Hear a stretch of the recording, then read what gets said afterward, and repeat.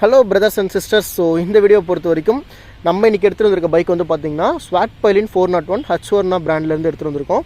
So இந்த பைக்கை பொறுத்த வரைக்கும் உங்களுக்கு பார்த்தாலே தெரியும், நம்ம சேனலில் இது வரைக்கும் வந்து ஒரு ஸ்ப்ளெண்டரு அந்த மாதிரியான ரிவ்யூஸ் அண்ட் மோஸ்ட்லி நம்ம யூஸ் பண்ணுறது எல்லாமே ஒரு அளவுக்கு budget and computer segment bikes தான் நம்ம வந்து ரிவ்யூ பண்ணிகிட்ருக்கோம். அண்ட் ஃபர்ஸ்ட் டைம் வந்து பார்த்திங்கன்னா என்ட்ரி லெவல் சூப்பர் பைக்கை வந்து ரிவ்யூ பண்ண போகிறோம். என்னது என்ட்ரி லெவல் சூப்பர் பைக்கா அப்படின்னு கேட்டிங்கன்னா, ஆமாம் நண்பா, ஸ்வாட்பைல் அதாவது இந்த ஹஸ்கோர்னா பிராண்டிங் இருக்குது இல்லையா, இது வந்து பார்த்திங்கன்னா கேடிஎம் அண்ட் அந்த பஜாஜ் அது ஒரு டைப்பில் வரக்கூடிய ஒரு டைப் தான். பட் ஹஸ்கோர்னாங்கிறது ஃபாரின் கண்ட்ரீஸில் ஒரு பெரிய பிராண்டு. இந்த பிராண்டில் வந்து பார்த்திங்கன்னா நம்ம பைக் இது வரைக்கும் நம்ம இந்தியாவில் வந்து பார்த்திங்கன்னா வெறும் 250cc மட்டும் தான் யூஸ் பண்ணிகிட்டு இருந்தாங்க இந்த 2024க்கு முன்னாடி வரைக்கும். பட் இப்போ வந்து பார்த்திங்கன்னா விட்பைலினில் 250cc ஸ்வாட்பைலினில் 400cc பைக்கும் வந்து லான்ச் பண்ணியிருக்காங்க. அண்ட் இந்த பைக் வந்து பார்த்திங்கன்னா இந்த மிட் டைம் ஆஃப் 2024 வந்து லான்ச் ஆன ஒரு மாடல் தான் இது. ஸோ லுக்ஸ் அண்ட் டிசைன்ஸ் எல்லாமே பார்க்குறப்போ நீங்கள் கூகுள் பண்ணி பார்த்தாலும் தெரியும், இந்த ஸ்வாட்பைலின்ஸ் அண்ட் ஹஸ்கோர்னா பிராண்டோட டிசைனிங் எல்லாமே கிட்டத்தட்ட இப்போ நீங்கள் பார்க்குற பைக் மாதிரியே தான். எல்லாமே இந்த ரெட்ரோ டிசைன்ஸில் இதே சிசியில் ஒரு 900cc பைக் இருக்குது, 1000cc பைக் இருக்குது. அதே மாதிரி அவங்ககிட்ட வந்து பார்த்திங்கன்னா அட்வென்ச்சர் டைப்பில் ஒரு 1000cc பைக்கும் வந்து வச்சுருக்காங்க. இப்போ என்னோட ஒரு தாட் என்னவாக இருக்கும்னா, கண்டிப்பாக இந்த டிசைன்ஸ் அண்ட் இந்த லுக்ஸை பேஸ் பண்ணி ஹஸ்கோர்னா டிசைனில் கண்டிப்பாக ஒரு அட்வென்ச்சர் 400 மாடல் வந்து வரத்துக்கு அதிக வாய்ப்புகள் இருக்குது. ஸோ பார்க்கலாம் 25 ஆர் 26 அந்த பைக் வருதா அப்படின்ட்டு. ஃபஸ்ட்டு வந்து பார்த்திங்கன்னா இப்போதைக்கு நமக்கு அட்வென்ச்சர் வந்து டியூக் சைட்லேருந்து லான்ச் ஆக போகுது.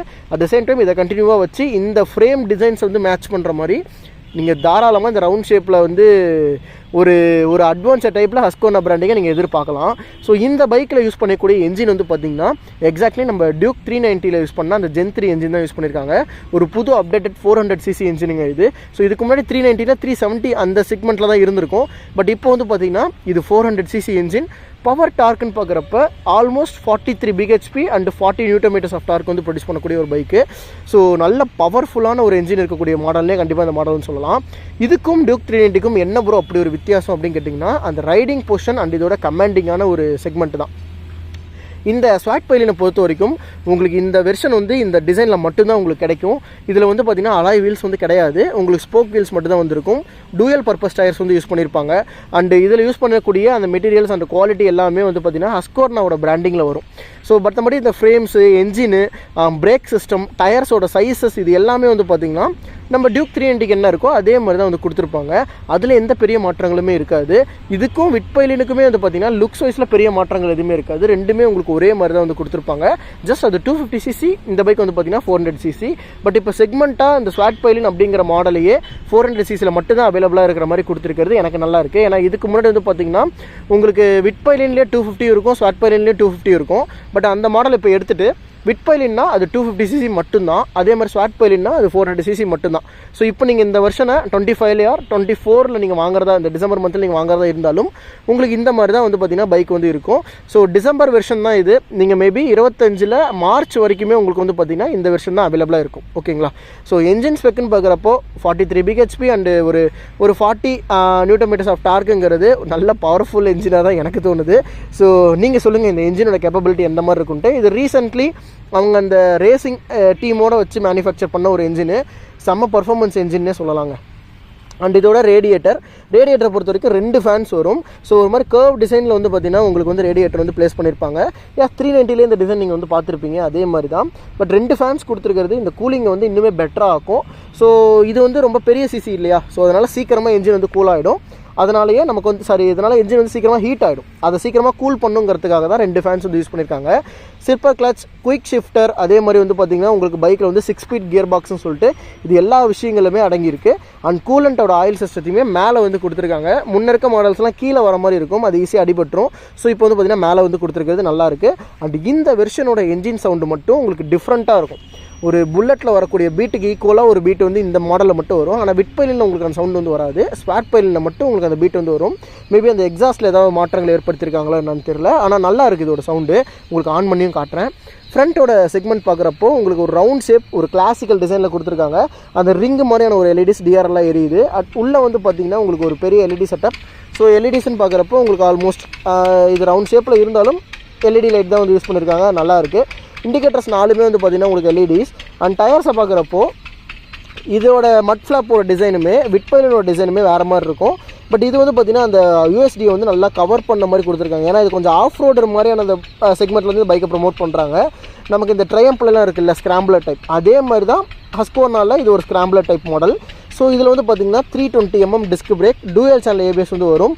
ஸ்போக் வீல்ஸ் தான் கொடுத்துருக்காங்க, tube tyres, not a tubeless. இது வந்து டியூப் டயராக தான் வருது இந்த மாடலு. ஸோ அதே மாதிரி வந்து பார்த்திங்கன்னா உங்களுக்கு சஸ்பென்ஷன்ஸுமே அட்ஜஸ்டபிள் டைப்பில் இருக்கக்கூடிய சஸ்பென்ஷன் வந்து யூஸ் பண்ணியிருக்காங்க. ஸோ உங்களால் கம்ப்ரஷன் அண்ட் ரீபவுண்டை உங்களால் அட்ஜஸ்ட் பண்ணிக்க முடியும், அந்த மாதிரி ஒரு சஸ்பென்ஷன் டைப் வந்து யூஸ் பண்ணியிருக்காங்க. ரியரில் வந்து பார்த்திங்க அப்படின்னா ரியர்லேயுமே உங்களுக்கு அட்ஜஸ்டபிள் மோனோஷாக் வந்து கொடுத்துருக்காங்க. இங்கே நீங்கள் பார்த்தீங்கன்னா தெரியும், soft and hard tuning suspension நீங்கள் இங்கேயே வந்துட்டு செட் பண்ணிக்கலாம். ஜஸ்ட் ஸ்க்ரூ இருந்துச்சுன்னா போதும், நீங்கள் மேனுவலாக செட் பண்ணுற மாதிரி ஈஸியாக கொடுத்துருக்காங்க. ஒன் சைடான ஒரு சஸ்பென்ஷன் தான். ஸோ இது லுக்ஸ் வைஸும் நல்லாயிருக்கும், அட் த சேம் டைம் ஹைவேல ஸ்டெபிலிட்டிக்குமே இது செம்மையாக இருக்குது. நான் இவ்வளோ நேரம் ஓட்டிட்டு தான் வந்தேன், வேற மாதிரிங்க. நீங்கள் ஓட்டிகிட்டு போனீங்கன்னா திரும்பி பார்க்காத ஆளே இல்லை, அது மாதிரி எல்லாருமே திரும்பி பார்க்குறாங்க. சூப்பரான ஒரு பைக் இது. அண்ட் ரியர்ஸில் வந்து பார்த்தீங்கன்னா 150 செக்ஷன் டயர், டூயல் பர்பஸ் டயருங்கிறனால உங்களுக்கு அந்த ஆஃப் ரோட் பேட்டர்னில் டயர் வந்து யூஸ் பண்ணியிருப்பாங்க. இது நல்லா இருக்குது, அண்ட் கிரிப்புமே நல்லா இருக்குது. ஒரு ஆஃப் ரோட் கண்டிஷன்ஸில் கூட அந்த கிரிப் சூப்பராக இருக்குது. ரியரில் வந்து பார்த்தீங்கன்னா 240mm disc, dual piston. So உங்களுக்கு வந்து ஃப்ரண்ட்டில் டூயல் பிஸ்டன் கேலிப்பர் வரும், ரியரில் வந்து சிங்கிள் பிஸ்டன் பைப்ரே தான் யூஸ் பண்ணியிருக்காங்க. டூயல் சேனல் ஏபிஎஸோட இந்த பைக் வந்து கொடுக்குறாங்க. ஓகேங்களா, அப்படியே ரியர் செக்மெண்ட்டுக்கு வந்து போகலாம். ரியர் செக்மெண்ட்ஸில் இதில் பெரிய மாற்றங்கள் எதுவும் கிடையாது. விட் பைலின் அண்ட் இந்த ஷார்ட் பைலின் ரெண்டுமே ஒரே மாதிரி தான் இருக்கும். இந்த எல்இடி டிசைன்ஸ் முதற்கொண்டு உங்களுக்கு எல்லாமே வந்து பார்த்திங்கன்னா பழைய டிசைன் தான். இந்த லுக் எப்படி இருக்குன்னு மட்டும் கமெண்ட் பண்ணுங்களேன், வேற மாதிரி இருக்குல்ல. நல்ல பைக்கை ரசனையாக வாங்குறவங்களுக்கு இது ஒரு நல்ல ஆப்ஷனாக இருக்கும். பட் என்ன, கொஞ்சம் துட்டு தான், காஸ்ட்டு தான். பட் இருந்தாலும் ஓகே, தனித்துவமான ஒரு பைக் வாங்கணும். நிறையா பைக் பிரியர்கள் இருப்பீங்கள்ல, உங்களுக்கு இந்த பைக் கண்டிப்பாக செட் ஆகும். At the same time local யூஸ்க்கும் அதே மாதிரி ஹைவே யூஸ்க்கும் சூப்பரான ஒரு மாடலாக எனக்கு இருக்குது. என்ன நான் ஓட்டினேன், செம்மையான ஒரு ரெஸ்பான்ஸு, பப்ளிக் ஆடியன்ஸ் ரெஸ்பான்ஸும் நல்லா இருக்குது. அதே மாதிரி வந்து பார்த்திங்கன்னா ஓட்டுற நமக்குமே அதோட ஃபீல் வந்து பார்த்திங்கன்னா சூப்பராக கொடுத்துருக்காங்க. அது நல்லாயிருக்கு. ட்ரெல்லிஸ் ஃப்ரேம் தான் வரும். ஸோ சீட்ஸோட குவாலிட்டி அப்படின்னு பார்க்குறப்போ 390 யூஸ் பண்ண அதே செக்மெண்ட் சீட்டு தான். ஒரு மாதிரி நல்ல சாஃப்டான செக்மெண்ட்டில் கொடுத்துருப்பாங்க, டூரிங் சீட்டு. ஸோ ரியர் பில்லியனுக்குமே இந்த சீட் நல்லாயிருக்கும், ரைடருக்கும் இந்த சீட் நல்லாயிருக்கும், ரெண்டு பேருக்குமே செம்மையாக இருக்கும். ஸோ டூரிங் ஆஸ்பெக்ட்ஸில் இந்த பைக்கை கன்சிடர் பண்ணலாமான்னு கேட்டால் நீங்கள் தாராளமாக கன்சிடர் பண்ணலாம். ஒரு பெரிய மைனஸாக வந்து இதுக்கு முன்னாடி இருந்த வெர்ஷனில் இருந்ததே அதுதான். இதுக்கு முன்னாடி இருந்த வெர்ஷனில் இந்த அளவுக்கு செக்மெண்ட்டில் நல்லா சாஃப்டாக வைடராக சீட்லாம் கிடையாது, ஏதோ சைக்கிள் சீட்டு மாதிரி உள்ளே கொடுத்துருந்தாங்க. ஆனால் இந்த சீட்டு வந்து பார்த்திங்கன்னா நல்ல ப்ராடராக இருக்குது, நல்ல கம்ஃபர்டபுளாகவும் இருக்குது. பில்லியன் பின்னாடி பிடிச்சிக்கிறதுக்கு நல்ல பெரிய ஒரு கிராப் ஹேண்டிலும் கொடுத்துருக்காங்க. மோர் ஃபங்க்ஷனலாக இருக்குங்க இந்த பைக்கு, முன்னை விட இப்போ நல்ல ஃபங்க்ஷனலாக வந்து இருக்குது. டேங்கோட சைஸ்ன்னு பார்க்குறப்போ இந்த வண்டி இப்போதைக்கு வந்து பார்த்திங்கன்னா 13.5 லிட்டர் கெப்பாசிட்டி. எஸ், மைலேஜ் கொஞ்சம் கம்மி தான், ஆனால் இந்த கெப்பாசிட்டி போதுமானது. இதுக்கு முன்னாடி இருந்த வெர்ஷன்ஸில் வெறும் 7.5 லிட்டர் கொடுத்துருந்தாங்க. அதுக்கு இந்த வண்டி எவ்வளவோ பரவாயில்லன்னு தான் நான் சொல்லுவேன். சரிங்களா, ஸோ இப்போது இதோட கீயை வந்து பார்த்துடலாம். கீழே வித்தியாசங்கள் இருக்கும், ஏன்னா இது வந்து ஹஸ்கோர்னா பிராண்டிங். ஸோ தெரியுதா, ஹஸ்கோர்னா பிராண்டிங் போட்டிருக்காங்க. ஆன்டி தெஃப்ட் சிஸ்டமோடு வரும் இந்த கீ. ஸோ கீயை போட்டு டிஸ்பிளே எப்படி இருக்குது அப்படிங்கிறத நம்ம ஆன் பண்ணி பார்த்துருவோம், என்ன மாதிரி இருக்குன்ட்டு. இது நல்ல ஒரு புது டிஸ்பிளேங்க. இதுக்கு 390க்கும் வேறு டிஸ்பிளே. ஸோ நிறைய பேர் நினச்சிட்டு இருப்பீங்க 390 டிஸ்பிளேவும் இதுவும் ஒரே மாதிரி இருக்குமா அப்படின்னா கண்டிப்பாக இல்லை. ஸோ நான் உங்களுக்கு அதை காட்டிடுறேன் எப்படி இருக்குன்னு பாருங்கள்.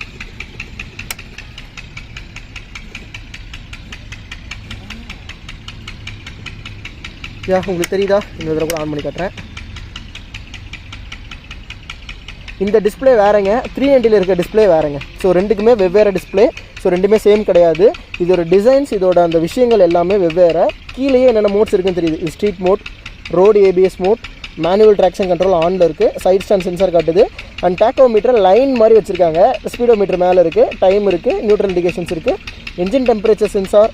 தென் இது வந்து பார்த்திங்கன்னா ஃபியூல் இண்டிகேஷன் சென்சார், ரேஞ்ச் வந்து கீழே காட்டுது. சரியா, ஸோ மேலே வந்து பார்த்திங்கன்னா low oil, engine mall function, engine warning sensor ஒன்று இருக்குது, ட்ராக்ஷன் கண்ட்ரோல் ஆனில் இருக்கிறதுக்கான சிம்பிள் இது, ஏபிஎஸ்க்கான அந்த யூனிட் வந்து இங்கே கொடுத்துருக்காங்க.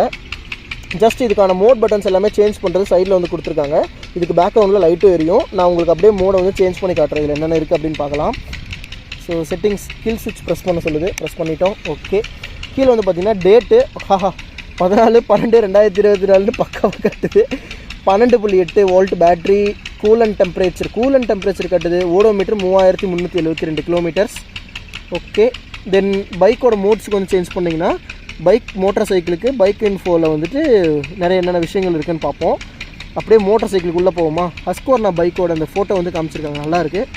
இதுலேயே வந்து பார்த்திங்கன்னா ரைட் மோடில் போனீங்கன்னா first street mode, then okay street mode, next வேறு என்ன இருக்குது, ஸ்ட்ரீட்டு, ஓகே ஸ்ட்ரீட் மோடு தான். ஓகே, நெக்ஸ்ட்டு வந்து பார்த்திங்கன்னா ரைட் மோடில் வேறு என்ன கொடுத்துருக்காங்க, ஸ்ட்ரீட் மோடு, ஓகே அது மட்டும் தான். ஏபிஎஸ் மோட் போவோம். ஏபிஎஸ்சில் ரோட் மோடு ஒன்று வந்து காமிச்சிருக்காங்க. ரோட் மோடை சேஞ்ச் பண்ணி பார்ப்போமா. Road, okay, street, ABS super moto. ABS super மோட்டோங்கிறது வேறு ஒன்றும் இல்லைங்க, ரியர் ஏபிஎஸ் நீங்கள் ஆஃப் பண்ணிக்கலாம், அந்த செக்மெண்ட் தான் சூப்பர் மோட்டோங்கிறது. ஸோ இது 2 மோட் தான் இருக்குது. இந்த சைடில் கொடுத்துருக்க இந்த விஷயங்கிறது இந்த மோடோட அட்ஜஸ்ட்மெண்ட் போல். அப்போ ரைட் மோடில் ஸ்ட்ரீட் மோடு மட்டும்தான் அந்த வண்டியில் இருக்குது, ஓகேவா. இது வந்து மேனுவல் ட்ராக்ஷன் கண்ட்ரோல், டயர்ஸோட அந்த பேட்டர்ன் கொண்டு கொடுத்துருக்காங்க. இப்போ இதுக்குள்ளே போய் பார்க்கலாம் என்ன இருக்குன்ட்டு. ஸோ ஆன் ஆஃப் 2 ஆப்ஷன் தான் இருக்குன்னு நினைக்கிறேன். ஆஃபுங்கிறப்போ பைக் லைட்டாக ஸ்லைட் ஆகுதா, அப்படி ஸ்லைட் ஆகிற மாதிரி இருந்துச்சுன்னா உங்களுக்கு இப்போ வந்து ரியர் பிரேக் நீங்கள் வேகமாக அப்ளை பண்ணிங்கன்னா பைக் ஒன் சைடாக இழுத்து விடும் அப்படின்னு அர்த்தம். அது வந்து இன்ஃபோகிராஃபிக்ஸில் கொடுத்துருக்காங்க, நல்லாயிருக்கு. எம்டிஎஸ் இப்போ வரைக்கும் ஆனில் தான் இருக்குது, நான் எதையும் மாற்றலை. பைக் இன்ஃபோ போவோம். பைக் இன்ஃபோவில் cool and temperature 88, fuel range எவ்வளோ 30 கிலோமீட்டர் போவோம். தென் நெக்ஸ்ட்டு பேட்டரியோட வோல்டேஜ் காமிச்சிருக்காங்க, ஓடோ காமிச்சிருக்காங்க. தென் அதுக்கப்புறமேட்டு சர்வீஸ் டியூ வந்து காமிச்சிருக்காங்க. தென் வார்னிங்ஸ் இது வந்து காமிச்சிருக்காங்க. ஓகே, பேக் போயிடுவோம். ட்ரிப் இன்ஃபோ போய் பார்ப்போம்.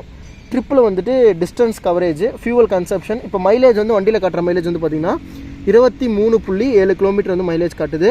அதே ட்ரிப் 2 போய் பார்ப்போமா. ட்ரிப்லேயே போய் பார்ப்போம். ட்ரிப் 1க்கு இது ட்ரிப் 1, ஓகே. ட்ரிப் 2வும் அதே மாதிரி தான் 23 மைலேஜ் தான் காட்டுது. ஸோ பார்த்துக்கோங்க வண்டியோட மைலேஜ் எப்படி இருக்குன்ட்டு. அண்டு ஸ்பீடு வந்து பார்த்திங்கன்னா 36 ஆவரேஜ் ஸ்பீடாக வந்து காட்டுது. பொறுமையாக தான் ஓட்டிகிட்டு இருக்காங்க. ஸ்பீட் கண்ட்ரோலுக்கு நமக்கு பைக்கில் இது வந்து செட்டிங் பட்டன், ரீசெட் பட்டன், அதை நீங்கள் இங்கே பார்த்துக்கலாம். Cancel button, okay. இவ்வளோ தாங்க. ஸோ ஆவரேஜாக பைக்கோட அந்த டெக்னிக்கல் ஸ்பெக்குன்னு பார்க்குறப்போ டியூக் 390 விட இதோட ஸ்பெக்ஸ் வந்து பார்க்குறதுக்கு இன்னுமே நல்லா இருக்குது அண்ட் கிளியராக இருக்குது. மெயினாக இந்த வண்டியோட லுக்ஸுக்காகவே இது செம்மையாக பண்ணியிருக்காங்க, அது சூப்பராக இருக்குது. இந்த கன்சோல் எனக்கு ரொம்ப பிடிச்சிருக்கு, செம்மையாக பண்ணியிருக்காங்க. அந்த கம்ப்ரெஷன் அண்ட் ரீபவுண்ட் அதுக்கான அந்த அட்ஜஸ்ட்மெண்ட் வந்து உங்களுக்கு கொடுத்துருக்காங்க பார்த்தீங்களா. ஸோ பைக்கை ஆன் பண்ணி பார்த்துருவோம்.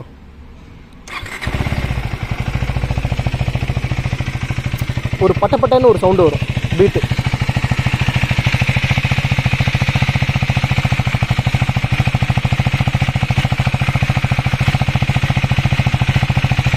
இந்த சவுண்டு தாங்க நான் சொன்னேன். லைட்ஸோட அந்த குவாலிட்டி வந்து பார்க்கலாம்.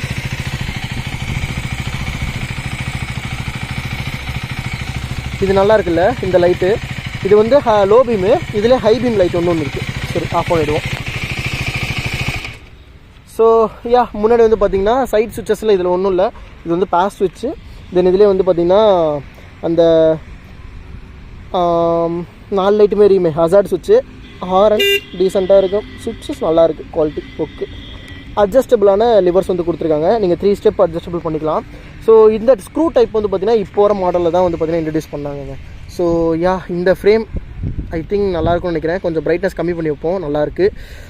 இந்த வண்டியோட லுக்ஸை பற்றி நீங்கள் என்ன சொல்கிறீங்க அப்படின்னு கமெண்ட் பண்ணுங்கள். எனக்கு தெரிஞ்ச one of the finest and good looking மோட்டர் சைக்கிள்னால் கண்டிப்பாக ஹஸ்கோர் நான் வந்து சொல்லலாம்.